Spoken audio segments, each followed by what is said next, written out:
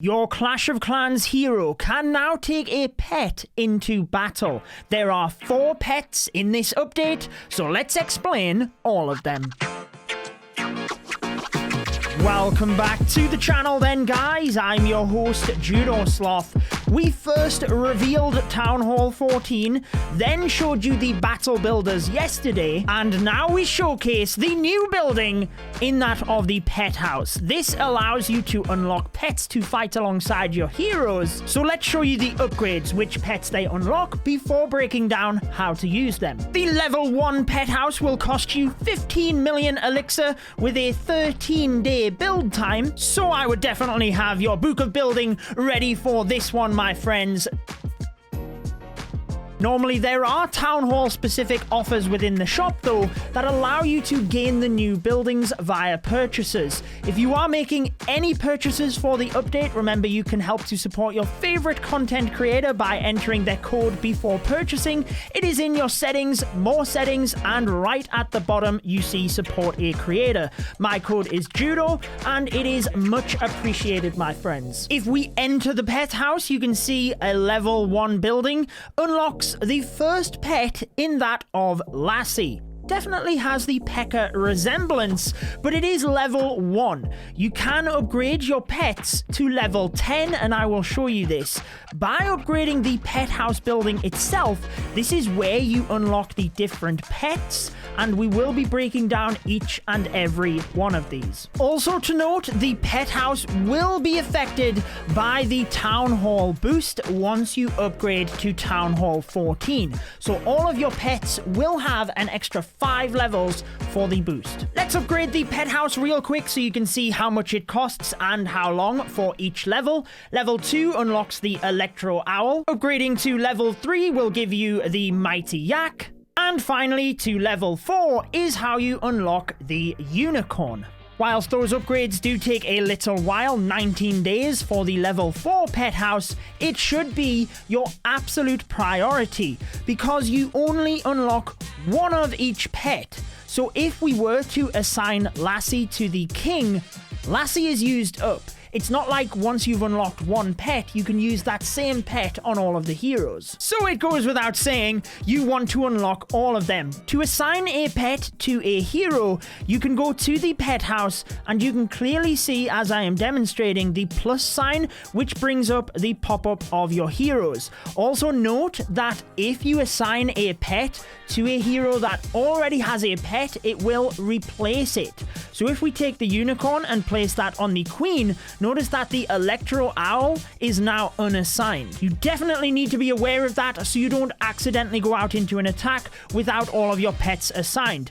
You can also assign pets to the heroes from the troop training menu. You should also be aware that normally if part of your army is missing, let's say the troops, siege machines, or spells, you get this exclamation mark next to it. But for the heroes, it will show the green tick that you have all of your heroes. It is the pet icon on the hero itself that indicates you are taking the pet into battle. If, for whatever reason, you just want to completely remove the pet, you have to do this from within the pet house. Maybe you feel more comfortable removing all of the pets and starting again. Might as well explain the one final little UI thing that there is. The pets will be demonstrated on your profile, and it will also showcase which pet is assigned to which hero. The upgrading of pets in itself might have some questions alongside it, so let's answer the ones I feel will be asked from the community. If you are to upgrade a pet, it will be Dark Elixir, and whilst the upgrade is happening, you will not be able to use the pet. I'm sure you will know when you are upgrading a pet, it is sleeping next to the pet house, and it is also grayed out within the army tab, just to remind you. The pets being for the heroes, use the Book of Heroes in order to finish an upgrade, and they also use the Hammer of Heroes. Also, if you are upgrading one of your heroes, since you can't take that hero into battle, you also can't take a pet alongside it, so one of them will be left behind. Before I break down all of the pets individually, there is one thing you really need to know about with regards to mechanics.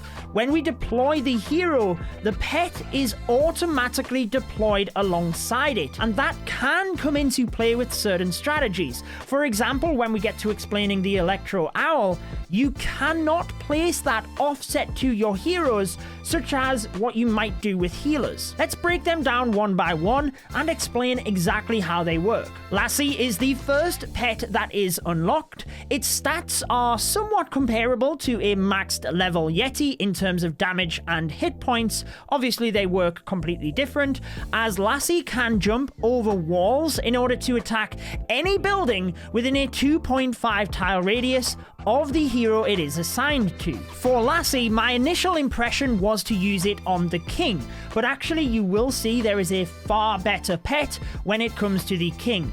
I like to either use Lassie for the queen, or my favorite is actually the royal champion. I did explain the Battle Builders HUD to you yesterday.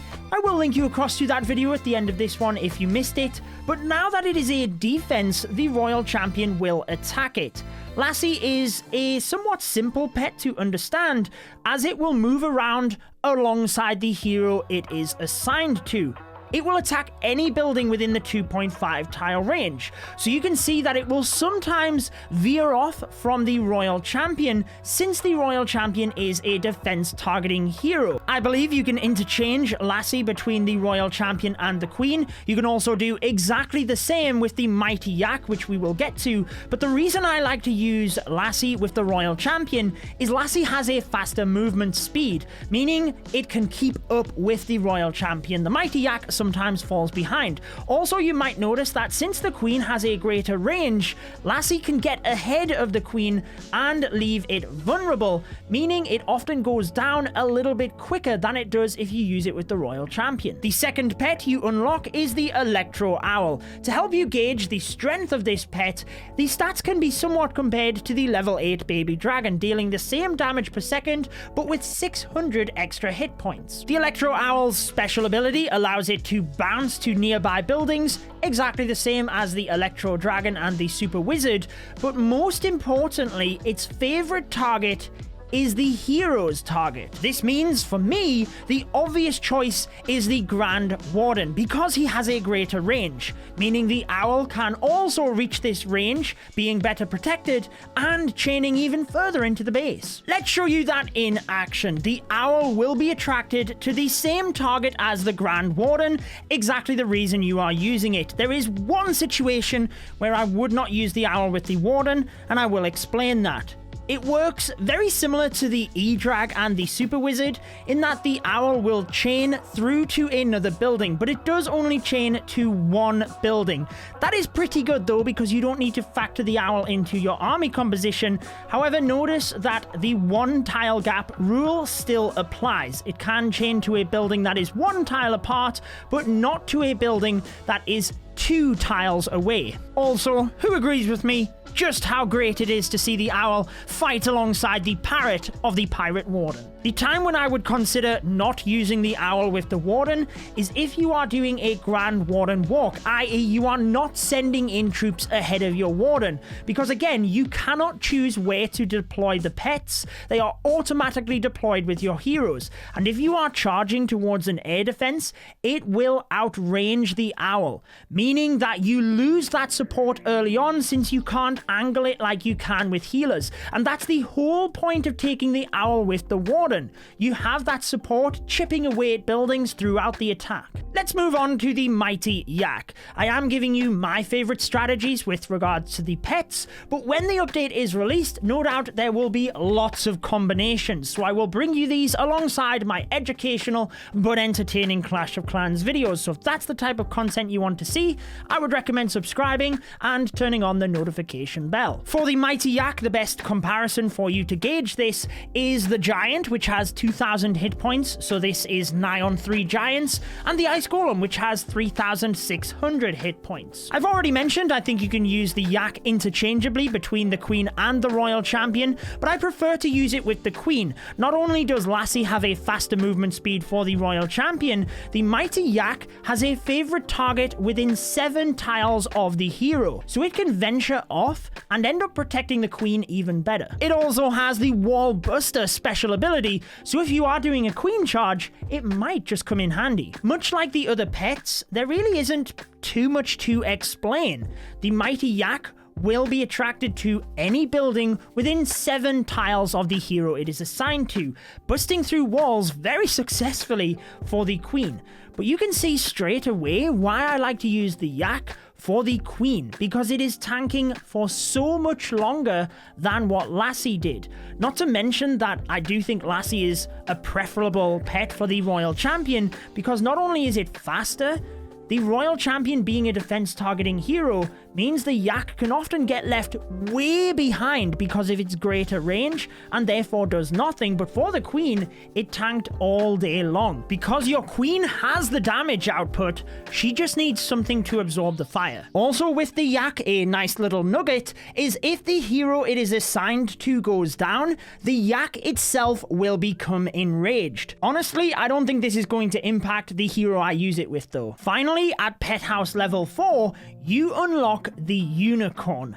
Now, I think most people immediately will think the Unicorn is for the Queen, right? It's going to be a Queen Walk style pet. Let's show you this comparison. If you did not know, the more healers you have on a hero, the less healing each healer will do. And the Unicorn is also added to this equation. So really, you're not getting the best value out of the Unicorn if you use it alongside healers. Yes, it might help a little bit, but really, why would you want to give up the value of such a strong asset such as the Unicorn? Now, we've already showed that the Mighty Yak is great with the Queen being able to tank and absorb fire for her, but really it's the opposite for the Unicorn, and the complete opposite to what you would think, because whilst you use the King on the outside of the base, often to set the funnel or tank, the Unicorn is great to heal the King, even though normally we would use healers on the Queen. This is a perfect example. I used the Unicorn on the King to the outside of the base, and normally he would slowly take damage from the defenses, end up going down, but with the Unicorn, he's able to survive the entire raid. Because you have your main army moving through the middle, it's really the defenses on the perimeter attacking your King, and there's not enough of them to end up taking him out. The Unicorn can keep him alive, and towards the end of the attack, he can even take down some of the defenses, maybe helping you to clutch the 3 stars. And honestly, I just found way better success using the Unicorn alongside the King and the Mighty Yak for the Queen. So that is my recommendation for you. Lassie for the RC, the Electro Owl for the Grand Warden, Mighty Yak for the Queen, and the Unicorn for the King. If you missed the Battle Builders explanation, I broke down the new defense. It is linked here. Subscribe button's also there, as I will bring you lots more when the update is live, and you guys enjoy the rest of your day.